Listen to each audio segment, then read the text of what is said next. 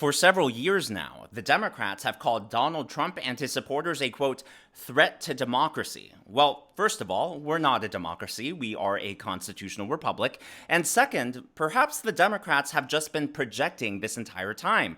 Perhaps they're the ones who are a threat to our constitutional republic. Perhaps they're the ones who are threats to our constitutional rights.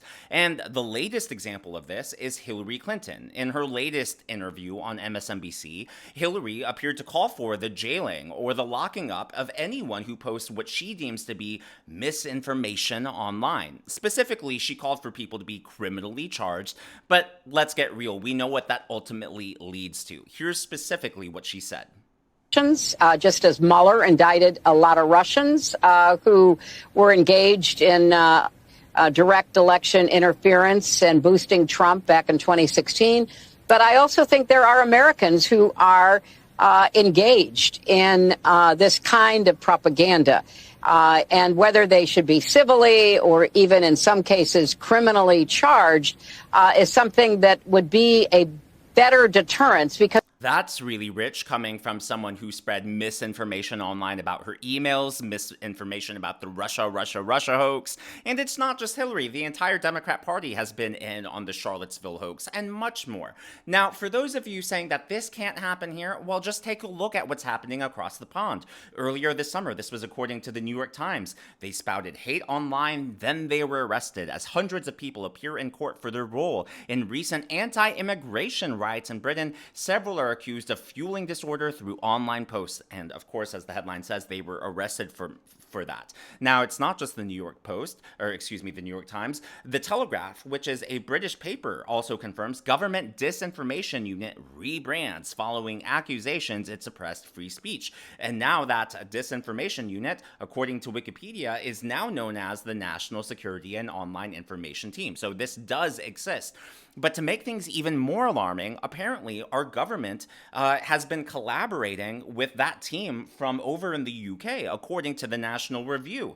British disinformation unit shared speech monitoring techniques with U.S. officials, docs show. Why are they spreading their techniques with United States officials? Why are our officials, wanting to know how to monitor speech online? And by the way, the National Review, they are an old school right-leaning website. They're more establishment GOP. They're not, I wouldn't call them never Trumpers, but they're definitely not MAGA at the National Review. Last but not least, a local CBS affiliate in Austin, UK authorities threaten extradition, jail to U.S. citizens for online posts, stoking those riots that happened earlier this summer. Look, what happens across the pond, not only because of our shared history with the UK and how our country was founded, but what happens over there, what happens in Europe is usually a precursor, a preview of what's to come here in the United States. And in case that doesn't scare you enough, just take a look at both Kamala Harris and Tim Walz. Tim Walz is on the record saying that free speech is not guaranteed. This is what he said on MSNBC. I think we need to push back on this. There's no guarantee to free speech on misinformation or hate speech, and especially around our democracy. That is terrifying. Speech is everything. If you think about the human experience, what separates us, right, from robots? Well, it's aside obviously from blood and flesh. It's our actual experiences, how we respond to our experiences, and that's what makes our thoughts so unique, right? Because our thoughts and our point of view in the world is shaped by what we've experienced, what we've taken in as information, and so all speech is the verbalization of what we've thought about, internally. If you can't speak freely, that is a direct attack on your personhood. That is a direct attack on your existence. That is a direct attack on your point of view of life, of the world. If you can't speak, then really, what's the point of having any thought unless the government and the state is going to dictate your thoughts for you? And it's not just Tim Walz, it's not just Hillary Clinton. Kamala Harris herself has been speaking out against, various aspects of free speech. She appeared on CNN. Now, this happened before January 6th, right? So after January 6th, Trump's social media accounts were taken offline, right? They tried really to censor him. But this was, I believe, if I'm getting my dates correct, August 2020. So well before the election, or maybe October, before the election, and obviously well before January 6th. And this is what she told Jake Tapper. And even Jake, who obviously is left-leaning, appeared to be taken aback by what Kamala Harris was saying. I guess the question about you I know you wrote to Twitter and the CEO, Jack Dorsey, and asked him to take away the president's Twitter handle, his account. How is that not a violation of free speech? I mean, the president has the same rights that you have, that I have, and how would that not just be a slippery slope where they have to ban, half of the people on Twitter? I've heard that argument, but here's the thing, Jake. First of all, a corporation, which is what Twitter is, it does not have it has obligations, and in this case, Twitter has terms of use policy. And their terms of use dictate who receives the privilege of speaking on that platform and who does not. And Donald Trump has clearly violated the terms of use, and there should be a consequence for that, not to mention the fact that he has used his platform, being the President of the United States, in a way that has been about inciting fear and potentially inciting harm against a witness to what might be a crime against our country and our democracy. And for that reason, I do believe that that it's clear that he has violated the terms of use, and I'm asking that Twitter does what it has done in previous occasions, which is to revoke someone's privilege because they've not lived up to the advantages of the privilege.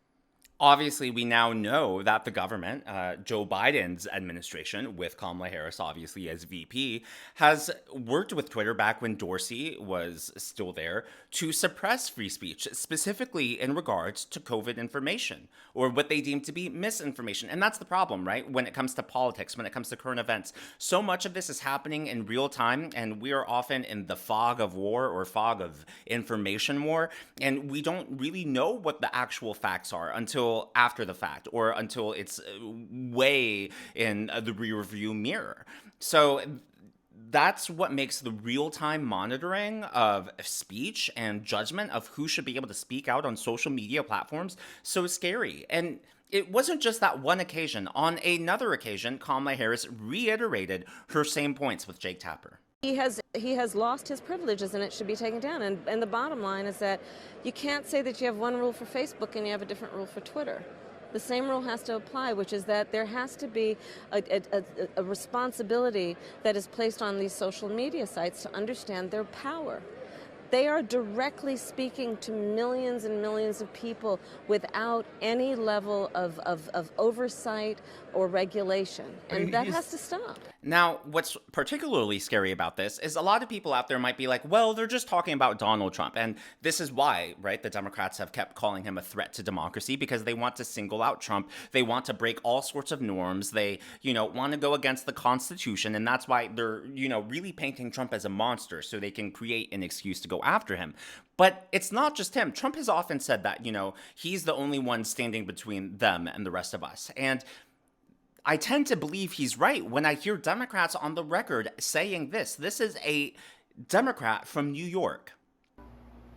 Even if we were to have a resounding blue wave come through, as many of us would like, putting it all back together again after we've gone through this MAGA nightmare and re-educating, basically, which that sounds like a rather... a re-education camp. I don't think we really want to call it that. I'm sure we can find another way to... So she wants re-education camps. She just doesn't want to call it re-education camps. Again, that goes back to what I said at the very beginning of the video. Perhaps the Democrats have just been projecting all along. They've called Trump a threat to democracy. They've called him Hitler. They've called him Mussolini.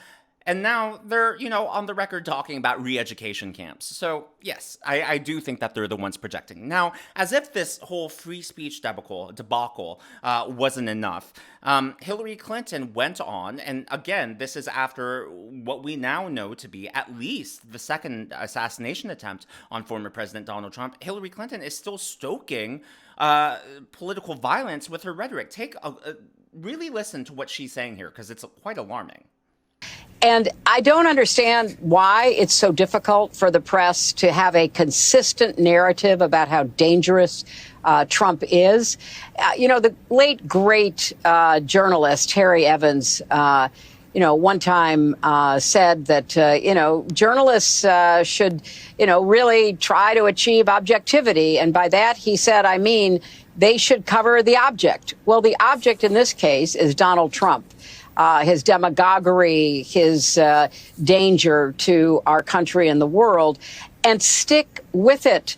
It hasn't even been 2 days, and she's already, calling for the press to turn up the heat on Trump. If something happens, again, God forbid, between now and Election Day, the Democrats only have themselves to blame. But of course, all of this is my analysis and my commentary, and I would love to know yours in the comments below. What do you think is the threat to free speech from the left? Is this an actual threat, or do you think I'm just blowing this out of proportion, blowing it out of the water? What do you think down below? Personally, I'm scared.